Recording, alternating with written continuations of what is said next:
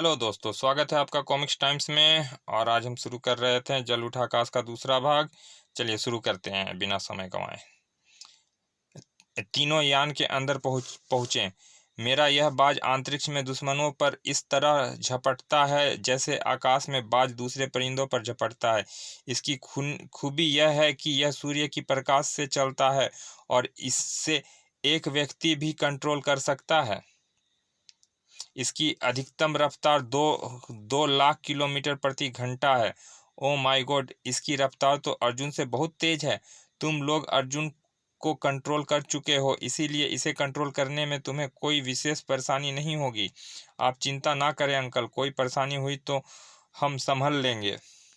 तभी सर, बाज उड़ान के लिए बिल्कुल तैयार है, आप नीचे आ जाएं। Okay number 9। अच्छा तो मैं चलता हूँ। स्टारों में तुम लोगों के मतलब के सारे स्टोर अच्छा सॉरी अच्छा तो मैं चलता हूँ। स्टोर में तुम लोगों के मतलब के सारे हथियार रखे हैं, ज़रूरत पड़े तो निकाल लेना, ठीक है? अच्छा अंकल, जिंदगी रही तो फिर मिलेंगे। कितने बहादुर हैं ये दोनों, खतरे से खेलने में इन्हें जरा सी भी हिचक नहीं होती। प्रोफेसर भास्कर कंट्रोल रूम में पहुंचे। छत हटा दो number 9। Yes sir. Hello Ram और रहीम, तुम लोग तैयार हो ना? मैं स्टार्ट कर पुश करने जा रहा हूँ। हम तैयार हैं अंकल। प्रोफेसर भास्कर ने स्टार्टर पुश किया। यान के नीचे जोरदार धमाका हुआ और वह तीर की तरह ऊपर उठने लगा। बड़ाम गड़गड़ गड़गड़ गड़गड़। और कुछ ही पल बाद बाज पृथ्वी के वायुमंडल को पार करता हुआ अंतरिक्ष में प्रवेश कर गया था। याद है रहीम, हमने बिल्कुल इसी तरह हेली पुच्छल तारे की यात्रा की थी। हाँ भैया, हाँ याद है भैया, इस यात्रा को तो मैं जिंदगी में कभी नहीं भूल सकता। उसी समय स्क्रीन पर प्रोफेसर भास्कर का चेहरा उभरा। क्या राम, यान की मशीनी सही काम कर रही है ना? जी हाँ अंकल। गुड, अगर कोई खास बात हो तो मुझे संपर्क स्थापित कर लेना। Okay uncle.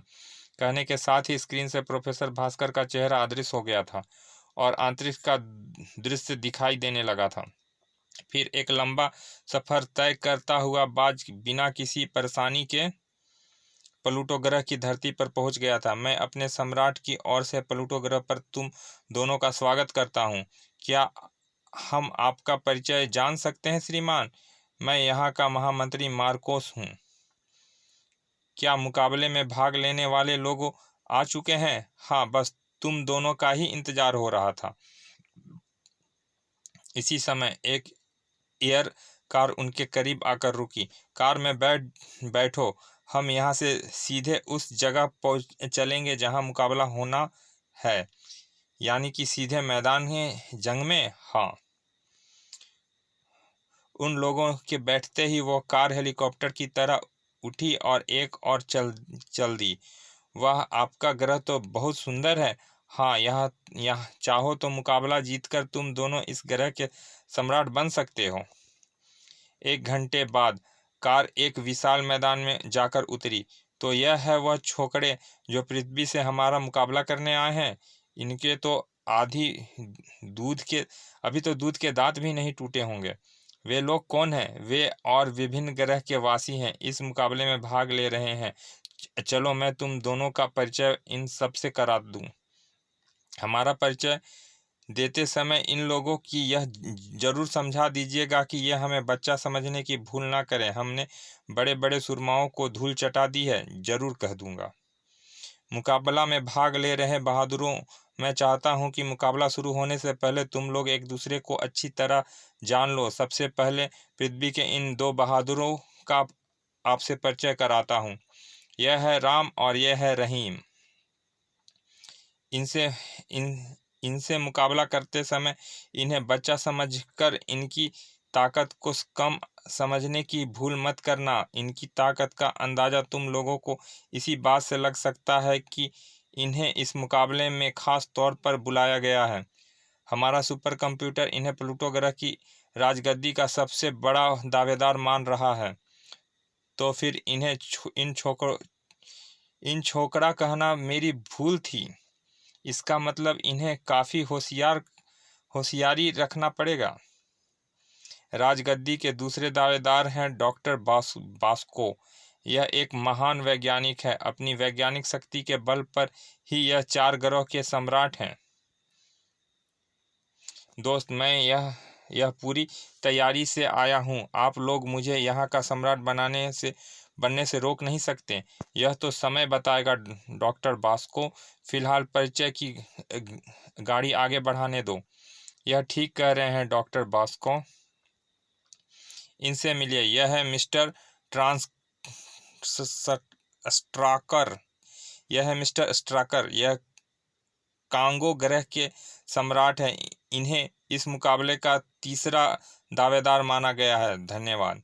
यह है फार्गो, आकाशगंगा का सबसे खतरनाक लुटेरा। किसी ग्रह का सम्राट बनने की इसकी बड़ी तमन्ना थी। हमने इसे अपनी तमन्ना पूरी करने का मौका दिया है। मैं इस मौके को हरगिज हाथ से नहीं जाने दूंगा। यहाँ का सम्राट मैं ही बनूंगा। अब मैं तुम लोगों को उस शक्ति से मिलाता हूँ जिसे ब्रह्मांड की नागिन कहा जाता है। यह है वो नागिन। इसका नाम रूसी है।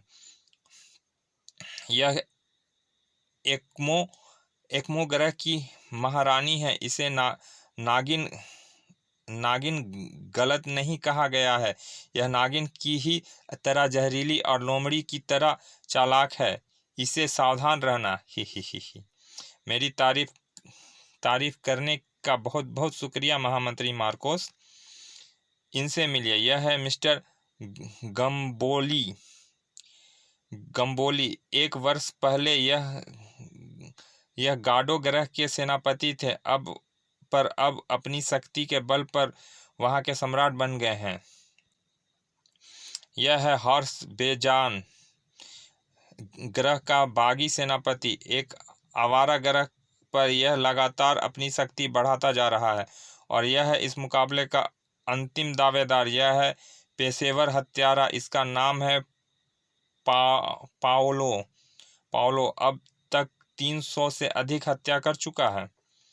परिचय तो हो गया। अब सुनो, हमारे सुपर कंप्यूटर ने मुकाबले का जो ड्रिल निकाला है उसके अनुसार राम रहीम का मुकाबला कार्गो से डॉक्टर बास्को का गम्बोली से, स्ट्राक का रूसी से और हर्ष का पाओलो से मुकाबला होगा। इस मुकाबले में हर व्यक्ति अपने साथ 2 सहायक रख सकता है। सहायकों के अलावा कोई भी किसी सहायता नहीं करेगा। मुकाबले में जीत उसी समय मानी जाएगी जब सामने वाला प्रतिद्वंदी मर जाएगा और मुकाबला तब तक जारी रहेगा जब तक कि राजगद्दी का दावेदार नहीं चुना लिया जाता। अब मुकाबला शुरू किया जाता है। 1 मिनट रुकिए महामंत्री मार्कोस, इतनी जल्दी भी क्या है? मुकाबला शुरू करने से पहले हम सम्राट करूपा से मिलना चाहते हैं। सम्राट की हालत ऐसी नहीं कि वह तुम लोगों से मुलाकात कर सकें। दोस्त, हमारा मेजबान बीमार है। हमें एक बार चलकर उसका हालचाल जरूर पूछना चाहिए। कहिए, आप लोग की क्या राय है? तुम ठीक कह रहे हो। हमें सम्राट करूपा से जरूर मिलना चाहिए। हाँ, जरूर मिलना चाहिए। हाँ, मेरी भी यही राय है। ठीक है, मैं सम्राट के डॉक्टर से बात करता हूँ। अगर उन्होंने इजाज़त दे दी तो तुम लोगों की मुलाकात सम्राट से करा दी जाएगी, वरना फिर मजबूरी है। महामंत्री मार्कोस ने सुपर कार में पहुंचकर सम्राट करूपा से संपर्क स्थापित किया। सम्राट, मुकाबले में भाग लेने वाले सुरमा एक बार आपसे मिलने की जिद कर रहे हैं। तुम किस मर्ज की हद दवा हो? मार्कोस, सुनो, किसी तरह उन लोगों को मैं पूरी कोशिश कर रहा हूं सम्राट, लेकिन वह लोग जिद पर अड़े हुए हैं और मेरा बार बार इनकार करना उन लोगों को शक में डाल सकता है। ठीक है, तो आओ उन्हें मेरे पास तो ले आओ उन्हें मेरे पास। महामंत्री राम रहीम आदियों के पास पहुंचा। मुझे प्रसन्नता है दोस्त कि डॉक्टर ने सम्राट से मिलने की इजाज़त दे दी है। आधे घंटे बाद वह लोग सम्राट कारूपा के सामने थे। दोस्त, सम्राट की हालत ऐसी नहीं है कि यह ज़्यादा बोल सके, इसीलिए मेरी आप लोगों से गुजारिश है कि इन्हें ज़्यादा बोलने पर मजबूर ना करें। ऐसा ही होगा डॉक्टर। आह, अपने ग्रह पर मैं तुम लोगों का स्वागत करता हूँ। आप ज़्यादा ना बोले सम्राट, हम सिर्फ आपके दर्शन करना चाहते थे, जो कि हमने कर लिया। अब हम चलते हैं। जान छूटी। सब लोग सम्राट करूपा के शयन कक्ष से बाहर आ गए। क्यों रहीम, तुम्हें क्या लगता है, क्या सम्राट करूपा सचमुच बीमार है? मेरे ख्याल से तो वह बीमार होने का नाटक कर रहा था। इसका मतलब है हमारा शक सही था, वह कोई भयानक चाल चल रहा है। चिंता मत करो राम भैया, हम उसकी हर चाल पीटेंगे। तभी क्या बातें हो रही है? कुछ नहीं, बस जरा महल की खूबसूरती के बारे में बातें कर रहे थे। क्यों राम? जी हाँ, हमने आज तक इतना सुंदर महल नहीं देखा। लगता है इन्हें कुछ शक हो गया है। सब लोग पुनर्मैदान में आ गए थे। राम भैया, मेरे हाथ पैरों से कुछ ज़्यादा ही खुजली हो रही है, इसीलिए फॉर्म से मुझे ही निपटने दो। ठीक है, फिर तुम ही इससे निपट लो।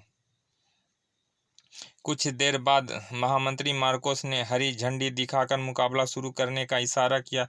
इसी के साथ वे प्लूटो ग्रह पर पहुंचे। 8 शक्तिशाली लोग आपस में भिड़ गए।